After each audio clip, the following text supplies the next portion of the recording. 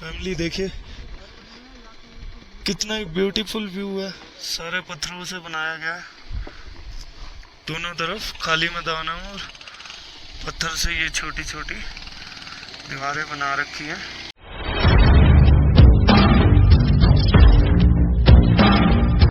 Friends सत श्री अकाल, कैसे हैं आप सब लोग। होप करता हूँ आप सब बढ़िया ही होंगे। आज न्यू डे की शुरुआत हो चुकी है। कल पेंगोंग लेक से आते हुए लेट हो गए थे तो रात को स्पेंग में रुके थे। अब हानले जा रहे हैं, रास्ते में मिलते हैं आपको।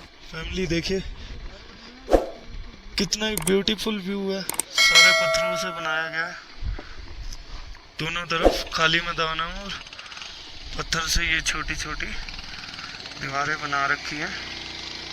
बहुत ही प्यारा लग रहा है और बीच बीच में पेड़ भी लगा रखे हैं। देखिए गाइस, पता नहीं है कौन सा गांव है, आई थिंक मुझे भी नहीं मालूम।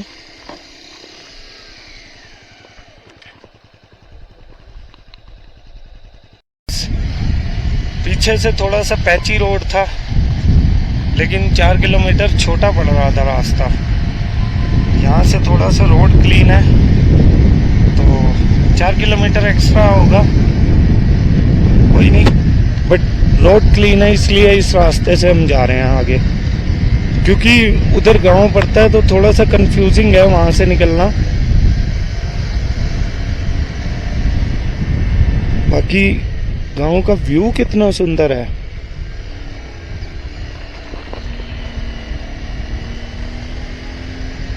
छोटा सा प्यारा सा गांव है, काफी सुंदर बना रखा है। फर्स्ट टाइम ऐसा व्यू देख रहा हूं मैं। ये देखिए गाइस,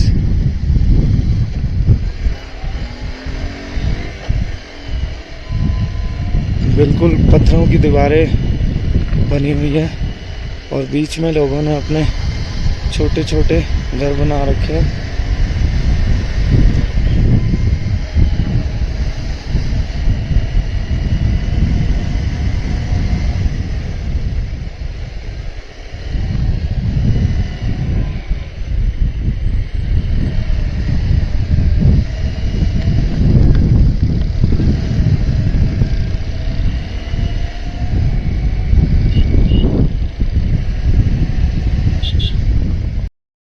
रेजांगला मेमोरियल हानले के बीच में आता है। काफ़ी ब्यूटीफुल प्लेस है, देख सकते हैं आप।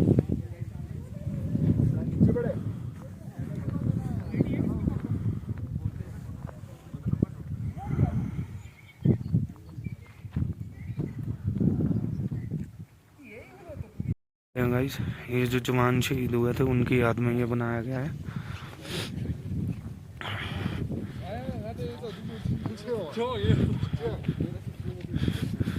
वहाँ सामने कई बार चाइनीज आर्मी दिखाई देती है। वहाँ जवान आते हैं चाइनीज आर्मी के। गाइस, यहाँ नवंबर में 1962 में जो वॉर हुआ था चाइनीज आर्मी के खिलाफ, तो तब यहाँ एक टुकड़ी थी। 114 जवान शहीद हुए थे और ये हमारा इंडियन फ्लैग भी 114 फीट की हाइट पे ही बनाया गया है।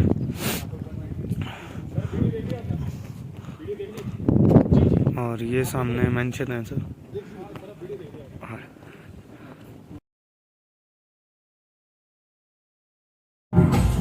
तथा 24 अक्टूबर 1962 तक पूरी बटालियन चुशूल में एकत्रित हो गई। यही चुशूल की घाटियों में समुद्र तट से 16,440 फीट की ऊंचाई पर स्थित है रिजांगला। रिजांगला दक्षिण पूर्वी दिशा में एक प्रहरी की तरह खड़ा है और चुशूल घाटी को दिन रात सुरक्षा प्रदान कर रहा है। रिजांगला पर डिफेंस इख्तियार करने की जिम्मेदारी मेरे उस पराक्रमी बेटे को सौंपी गई जिसे राजस्थान की वीर भूमि ने महाराणा प्रताप और बप्पा रावल की कहानियां सुनाकर पाला था, मेजर शैतान सिंह। दुश्मन किसी भी वक्त रिजांगला पर आक्रमण कर सकता था, उल्टी गिनती शुरू हो चुकी थी। एक एक पल हार और जीत का अंतर सिमटता जा रहा था। मेजर शैतान सिंह ने पलक झपकने की प्रतीक्षा भी नहीं की। रिजान ला पर अपनी कंपनी द्वारा डिफेंस इख्तियार कर दिया। इन बर्फीली घाटियों पर तापमान 0 से 40 डिग्री नीचे तक फिसल जाता है और विज्ञान कहता है कि इंसान का शरीर इतनी ठंड बर्दाश्त करने के लिए नहीं बना। एक बार तापमान में शरीर के अंदर प्रवेश कर गया तो हृदय गति रुकने का डर है। लेकिन अगर कोई ये कहे कि उसे मौत से डर नहीं लगता तो या तो वो झूठ बोल रहा है या फिर वो भारत का सिपाही है। मेजर और उनके लड़ाकों को तापमान की नहीं, हिंदुस्तान की फिक्र थी। 18 नवंबर 1962 प्रातः 4 बजे नायक हुकुमचंद के नेतृत्व में नंबर 8 प्लाटून के एक पेट्रोल ने भारी संख्या में दुश्मन को अपनी प्लाटून की तरफ बढ़ते देखा। उन्होंने तुरंत प्री लाइट फायर और लाइट मशीन गन के बर्स्ट से सबको अलर्ट किया, जिसके फलस्वरूप पूरी कंपनी स्टैंड टू में आ गई। मेजर शैतान सिंह ने सभी प्लाटून कमांडरों को हुक्म दिया कि वो अपने अपने इलाके के आगे पेट्रोल भेजें ताकि दुश्मन के बारे में अधिक से अधिक जानकारी हासिल की जा सके। जिसके बाद तमाम पेट्रोल्स ने भारी संख्या में चीनी सैनिकों के मौजूद होने की पुष्टि की। सवेरे 5 बजे दुश्मन ने हमारी नंबर 7 और नंबर 8 प्लाटून पर सामने से हमला कर दिया। दुश्मन का आक्रमण बहुत भारी था, लेकिन हमारी वीरता को हल्का समझने की गलती चीनी कर चुके थे। हमने अपनी लाइट मशीन गन और मोटर्स का मुख खोल दिया और देखते ही देखते लाशों के ढेर लगा दिए। ज्यादातर चीनी मारे गए और जो बच गए वो जान बचाकर पीछे भागे। सामने से आक्रमण विफल होने के पश्चात दुश्मन ने दूर से गोलीबारी शुरू कर दी। जमादार हरिराम के नेतृत्व में हमने इस गोलीबारी का डट के मुकाबला किया, लेकिन वो गिनती में बहुत ज्यादा थे और हम बहुत कम। चीन की सेना ने इस इलाके पर कब्जा कर लिया और हमारे वीर सिपाही संगीनों पर सर रख के हमेशा के लिए सो गए।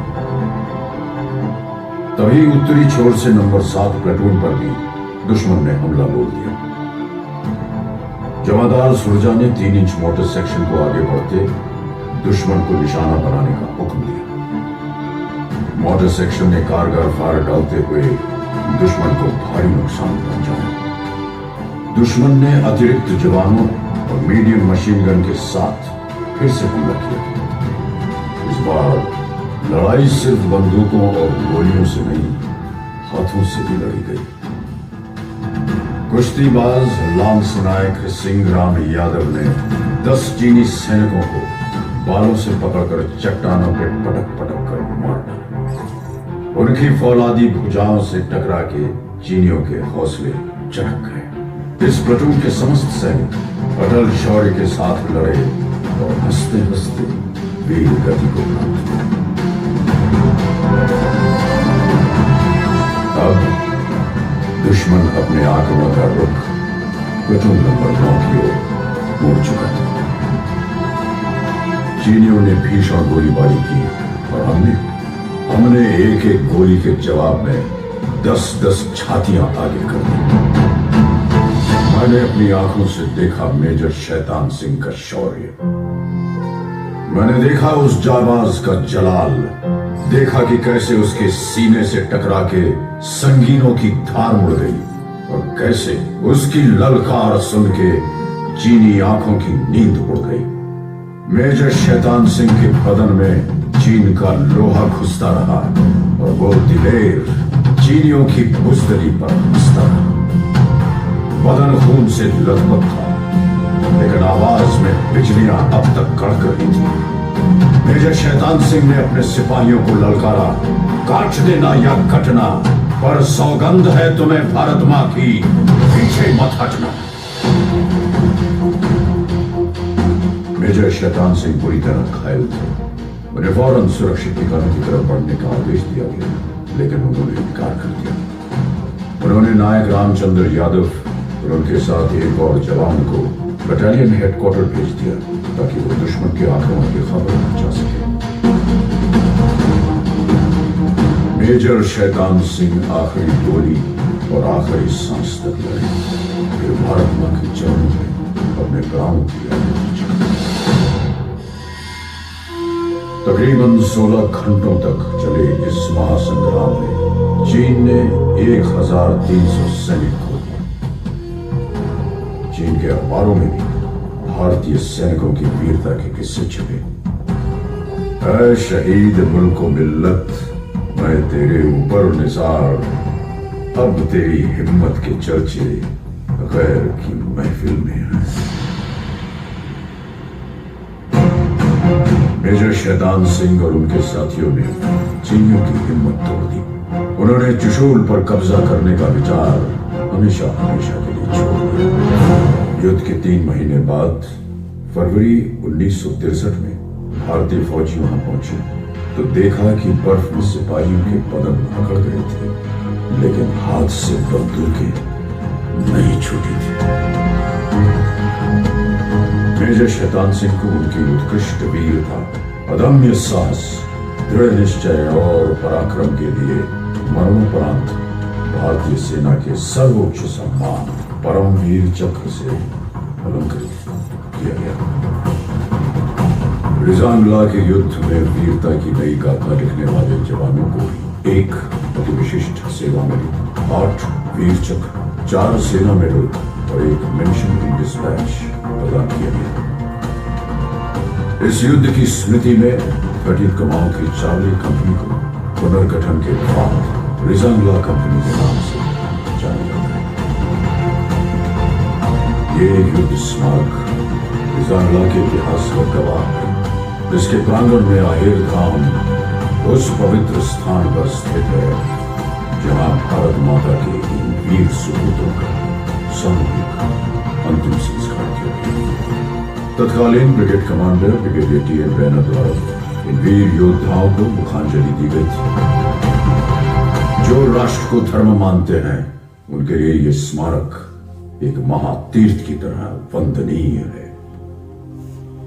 तुम ही न होते तो दुनिया बबूल हो जाती, जमीन खून से यूं लालाजार करता कौन।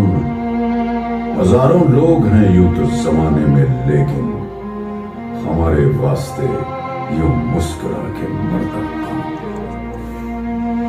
रिजांगला मेमोरियल का हर पत्थर एक घोषणा है कि हम भारत के लिए जिएंगे, भारत के लिए मरेंगे।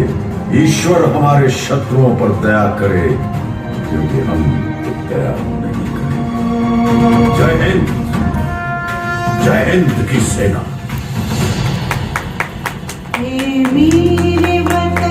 Guys, this is complete information about Rezang La war memorial. ये आप देख सकते हैं, सारा कुछ यहाँ पिक्चर्स के थ्रू दिखाया हुआ है।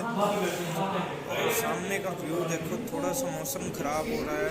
और ये देखिए गाइस, पूरा ये पहाड़ का व्यू है जहाँ पर वॉर हुआ था। और अब आपको दिखाता हूँ मैं जो मतलब वेपन्स उस टाइम पर वॉर के टाइम पर यूज़ किए गए थे, उन वेपन्स की भी डिटेलिंग यहाँ पर बहुत अच्छे से कर रखी है हमारी इंडियन आर्मी ने।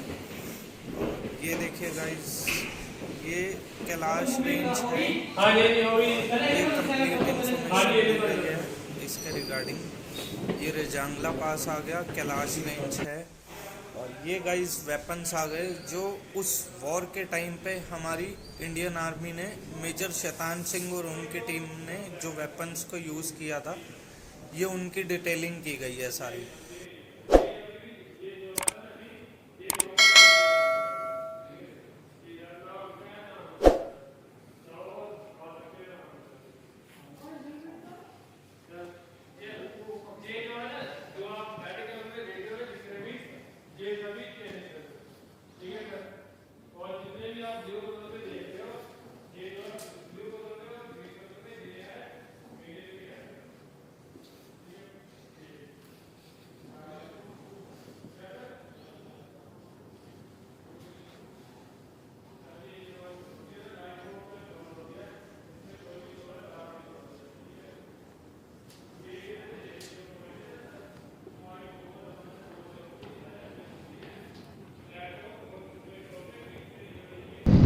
फैमिली देख सकते हैं आप, कितनी खूबसूरत जगह है। पूरा मैदान है और आसपास सारे तरफ पहाड़ हैं। जो इंडियन आर्मी के फुटप्रिंट्स हैं व्हीकल्स के, बस वही रोड है और वहाँ से निकलने का रास्ता है। रेजांगला पास था पीछे जहाँ से हम अभी आए हैं और अब आनले के लिए जा रहे हैं। सामने माउंटेन्स देखो कैसे, स्नो कितनी प्यारी लगेगी उन माउंटेन्स के ऊपर। अब ये पहले पत्थर वाला रास्ता था, थोड़ा सा मिट्टी वाला रास्ता आ गया। फुटप्रिंट्स को फॉलो करके हम आगे बढ़ रहे हैं। जो इंडियन आर्मी के ट्रक्स के प्रिंट्स हैं।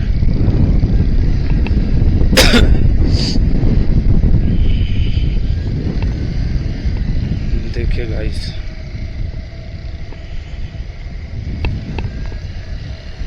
और जैसे कि हमारे इंडियन आर्मी के जवान तैनात हैं वहाँ पर, उन्होंने बताया कि यहाँ तो नवंबर दिसंबर में बहुत ज़्यादा स्नो हो जाती है।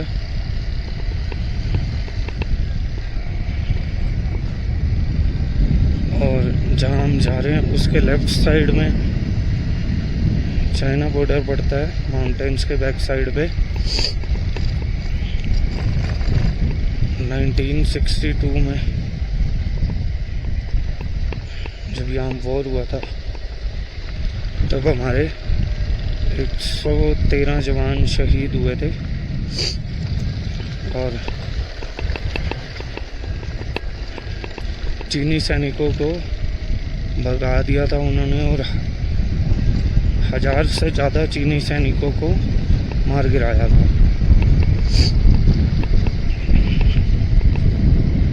देख सकते हैं गाइस, कितना प्यारा व्यू है। दोनों तरफ मैदान और बीच में ये रोड जा रहा है, पथरीला और मिट्टी वाला। अभी अप्रोक्स 2.5 और 3 आवर्स हमें लग जाएंगे हानले पहुँचने में। मौसम ऑलरेडी काफ़ी ठंडा हो चुका है, ठंडी हवा चल रही है यहाँ पर। हम मूवीज़ में देखा करते थे ऐसे खुले मैदान हैं और बीच में इंडियन आर्मी के सेटअप्स हैं सारे। आज वही फीलिंग आ रही है, रियल में देख रहे हैं तो बड़ा अच्छा लग रहा है। देखिए जैसे वॉर में दिखाया जाता है, एक खाली मैदान होता है, बीच में हल्की फुल्की कहीं कहीं पे घास होती है, साइडों में पहाड़ होते हैं, उन पे स्नो होती है। और जैसे ये मैदान है, इन मैदान में टैंक्स चल रहे होते हैं, गाड़ियाँ चल रही होती हैं, तो रियल में आज वो चीज़ देख के काफ़ी अच्छा लग रहा है। Guys look at the view, कितने प्यारे लग रहे हैं सामने वाले पहाड़, और ये मैदान कितना सुंदर लग रहा है यहाँ से। ये वाइट वाइट जो मैदान पे आपको दिख रहा है, ये आई थिंक शायद नमक है जो रिवर में होता है। ये देखिए गाइस, कितना सुंदर व्यू है, मिट्टी के पहाड़ हैं सारे।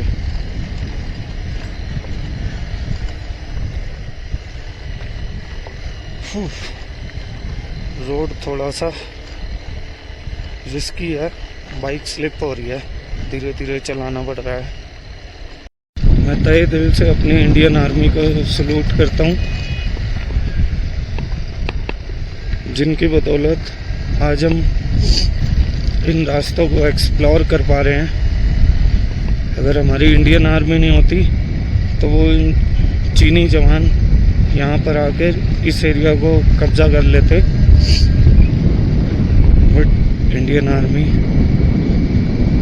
हमेशा तैनात है 24/7 हमारे लिए, क्योंकि जो मैंने आपको बताया 1962 में जो लड़ाई हुई थी वो भी सुबह के 4-5 बजे हुई थी गाइस।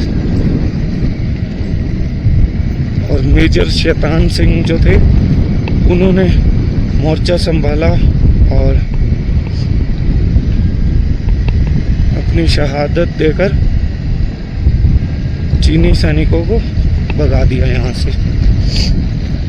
और उनके साथ और भी काफ़ी जवान शहीद हो गए थे, जिनकी याद में ये रजांगला और मेमोरियल बनाया गया है।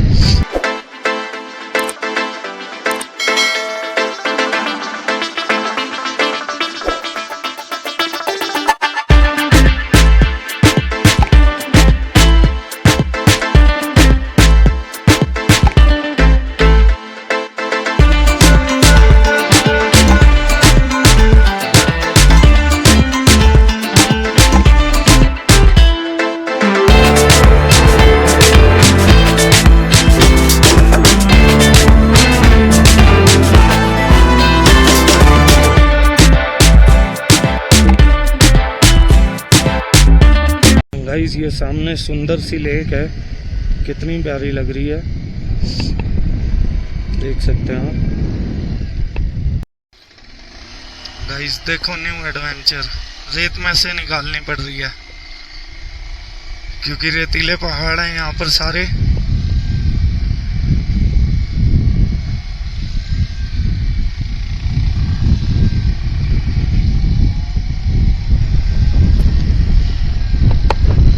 तगड़ा एडवेंचर देखने को मिला था और आज देख लो, आज फिर एक और एडवेंचर देखने को मिला।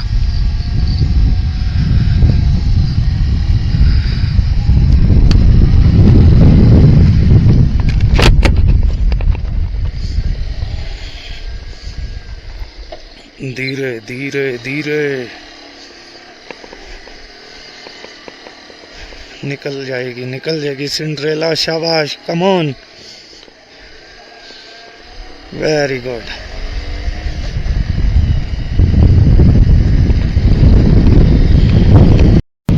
फाइनली कॉलमेट वाला रोड मिल गया हमें। अब इस पे शाई शाई करते हुए निकले कि भाई को टाइम से पहुंच जाएंगे, आज अंधेरे में नहीं जाना पड़ेगा हमें, बिकॉज कल काफी ज्यादा प्रॉब्लम हुई, चोट भी लग गई मुझे। आज दिन में ही पहुंचेंगे हम अपने डेस्टिनेशन पर। व्यू देख रहे हैं आप सामने, लेफ्ट राइट सारी तरफ रेत के टीले ही टीले हैं। माउंटेन जो हैं सारे रेतीले माउंटेन्स हैं और बीच में से ये छोटी सी सड़क जा रही है जो बीच बीच में पैचेस टूटे हुए हैं, बट व्यू काफी सुंदर है यहाँ का।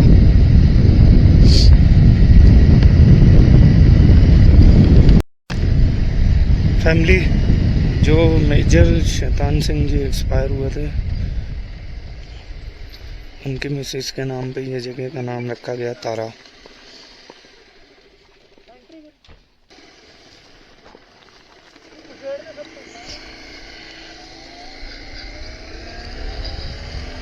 एंट्री की गई है यहाँ पर, बस सब आगे निकल रहे हैं। लोमा आएगा, उसके बाद हानले देखते हैं, शाम को पहुँचेंगे, 6 साढ़े 6 बज जाएंगे हमें पहुँचते, क्योंकि अभी थोड़ा सा ऑफ रोड रास्ता है ये, उसके बाद प्लेन सड़क आ जाएगी 50 किलोमीटर, फिर थोड़ा सा स्पीड में निकलेंगे। कोशिश रहेगी 6 बजे तक पहुंच जाएं, बाकी डिपेंड करता है सिचुएशन पर।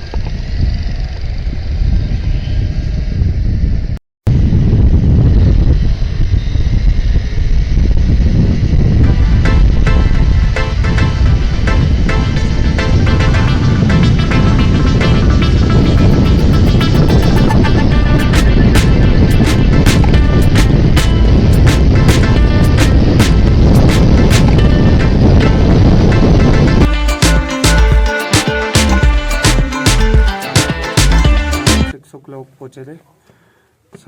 मौसम काफ़ी ठंडा है यहाँ पर, पैंगोंग से आए थे, काफ़ी ख़राब रास्ता था। सो फाइनली डिनर करने जा रहे हैं। मिलते हैं कल आपको न्यू एडवेंचर के साथ। Bye bye, good night.